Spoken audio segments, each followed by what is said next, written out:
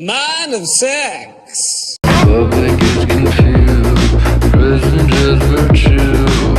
He knows the truth if he thinks it through. Once upon a time, there were 3 pigs. Whiny, Wacky, and Margie. Whiny lived in a house made of straw men, and could never argue with facts. We are like here in terms of what we know we should be getting in representation, because like these people exist and like are us, and we're like, we'd like to be represented, please. And then this is like actual representation, and it's very frustrating that we can't just go there, that we have to go through these steps of like bad representation to get there. Wacky lived in a house made of bullshit, and it smelled as so. We value a black president, but we don't value black people, right? We love black music, but we don't love black people. We want to hear it, but we don't want to fund the schools that have the music programs that will later turn into the next great musician.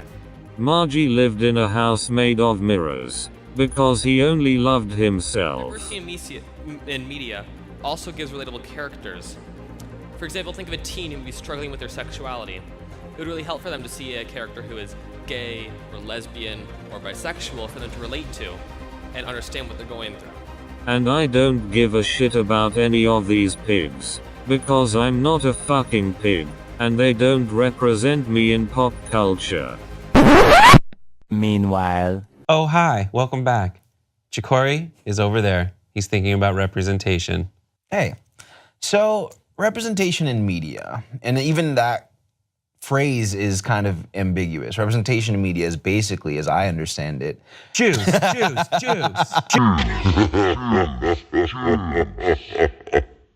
Very affluent white men. And if you're outside of that, your story didn't really get told. The Lion King, Aladdin, Pocahontas, The Jungle Book, Whoopi, A Night in Camelot. But go ahead. So a lot of media we have seen in the past 100 years of television has been stories by, for, and about white men, which is kind of just, it's just representative of the world around them. That's just the stories they know, those are the stories they've told. When Tyler doesn't make it to the lacrosse team and has to figure out how he fits into the swimming team instead. That's racist!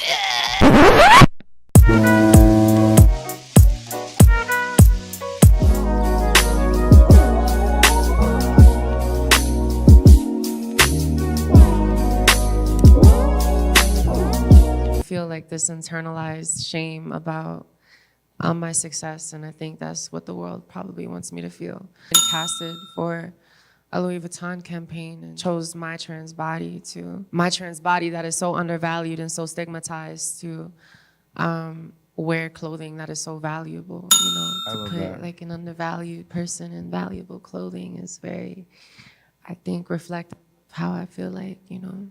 Yes. A lot of times with like POCs where we feel like we don't deserve certain things in certain circles. Yeah. You got like a bill signed. Yes, can we talk about that bill? Because that's pretty major as well. Well, I can't, Narcissism mode activated. I mean, maybe in some ways indirectly, but really intersex surgeries need to be banned because people are so hell-bent on binary sex that when people do show up physically demonstrating through their sex parts,